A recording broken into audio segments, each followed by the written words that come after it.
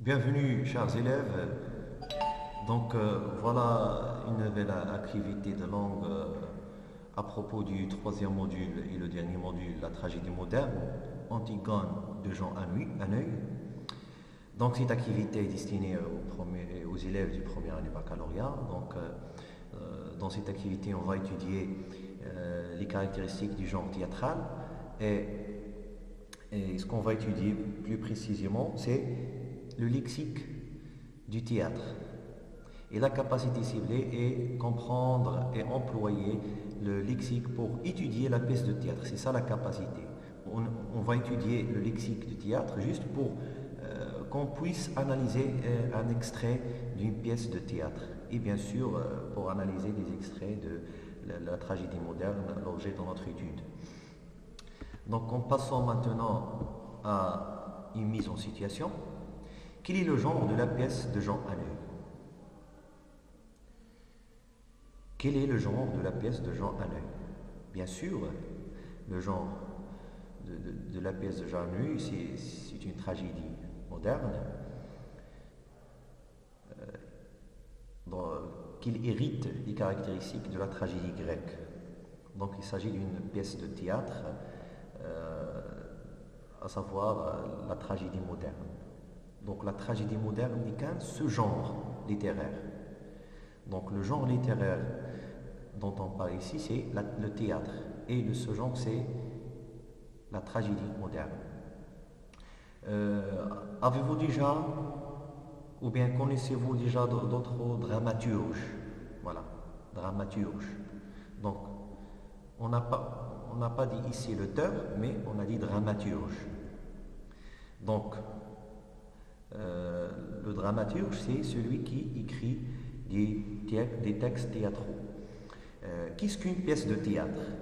Tout simplement, une pièce de théâtre, c'est un texte à dire oral. C'est-à-dire, on trouve des personnages ou bien des acteurs qui parlent d'une manière orale. C'est-à-dire, on trouve plusieurs personnages jouent sur scène en train de communiquer entre eux par des répliques. On va voir les répliques, c'est quoi. Donc, les répliques, c'est tout simplement les paroles des personnages. Ce texte est accompagné d'indications diverses.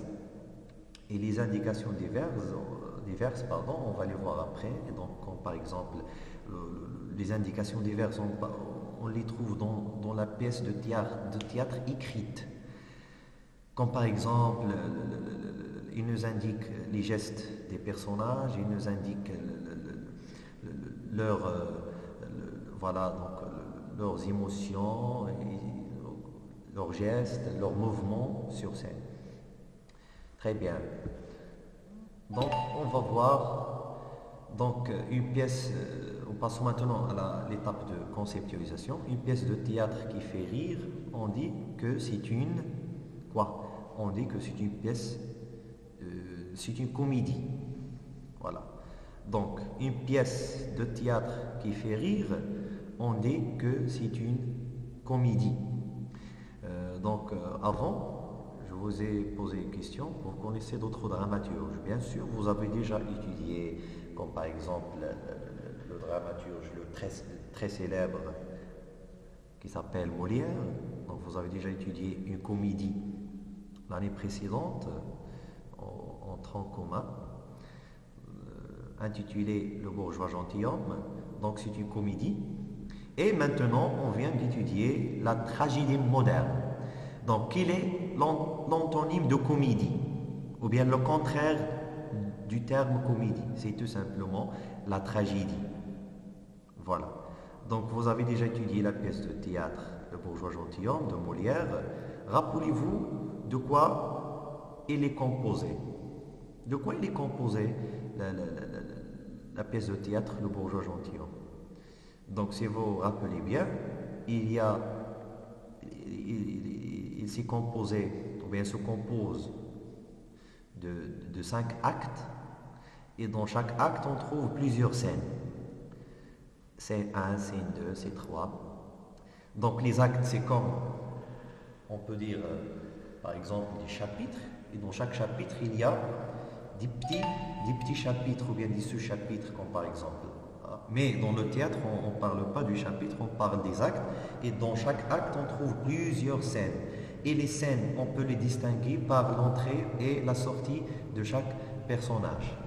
On va d'abord voir c'est quoi acte. Acte, c'est une division d'une pièce de théâtre. Il est découpé en plusieurs scènes. Voilà. Mais, comme je vous ai déjà dit, la chose qui nous range un petit peu dans cette tragédie moderne de Jean Hanneuil, c'est qu'il n'était pas découpé en actes, donc c'est une transgression des règles classiques, donc il n'a pas respecté ce découpage classique des actes, on n'a que des scènes. Voilà, donc si vous le remarquez bien lors de votre lecture de cette pièce.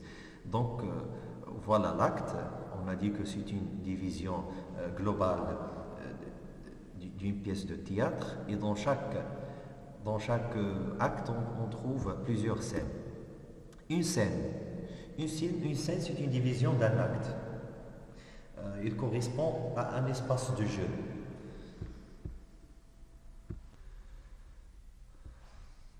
En passant maintenant à notre terme, à qui sert la première scène dans une pièce de théâtre? Donc la première scène, le début d'une pièce de théâtre, à quoi sert?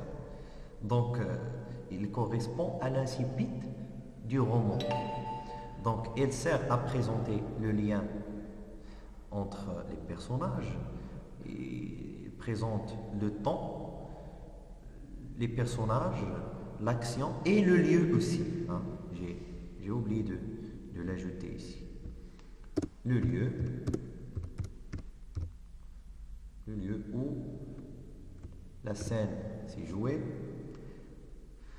Voilà. Donc, on l'appelle comment? On l'appelle une scène d'exposition.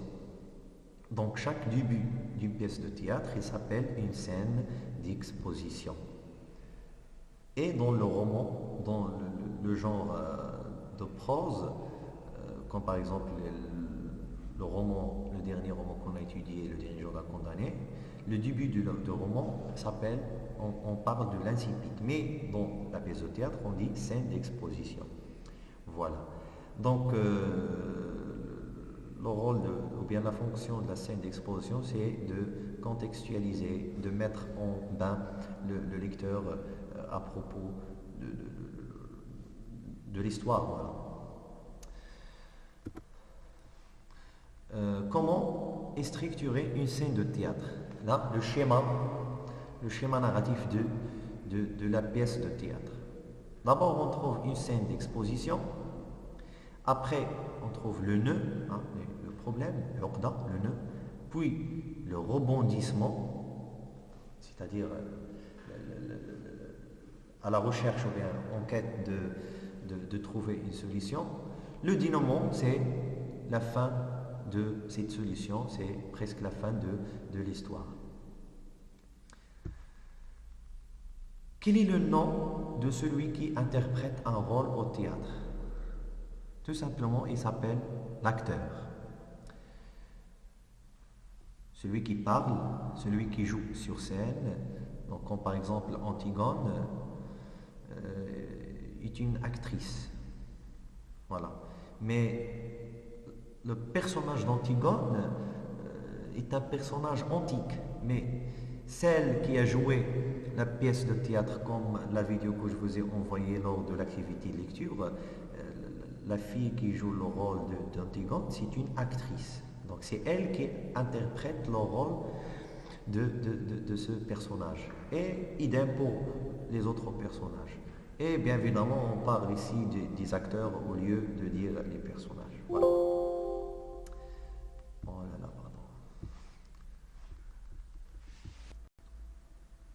pardon. En passant maintenant à définir la réplique comme un terme qui fait partie au champ lexical ou bien le lexique du théâtre. La réplique, c'est la parole d'un personnage ou bien la parole d'un acteur. La phrase qu'il prononce quand il se dialogue avec un autre personnage. Donc peut-être une phrase et demie ou bien deux phrases. Donc c'est un énoncé. Lorsqu'un acteur parle longuement, ou bien une longue durée dans le théâtre, on parle de la tirade. On parle de, ou bien on parle d'une tirade. Qu'est-ce qu'une tirade? Une tirade, c'est une sorte de réplique. Une tirade, c'est une sorte de réplique, mais une réplique qui est très longue. Une longue suite de phrases, on trouve une longue suite de phrases dites sans interruption par une pause.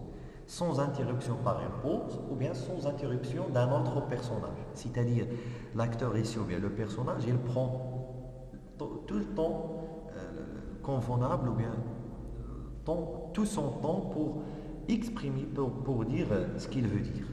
Et dans ces tirades, toujours, on trouve que la parole que dit le personnage, la parole ici est très importante, il dit quelque chose de très important, et peut-être ça en relation avec le nœud, ou bien la solution, ou bien la tirade toujours a une valeur dans la pièce de théâtre. On trouve souvent des choses qui sont très importantes dans une tirade d'un personnage. Et c'est là où il parle sérieusement, c'est là où il révèle sa personnalité, il révèle des choses secrètes pour le personnage, plutôt pour les spectateurs.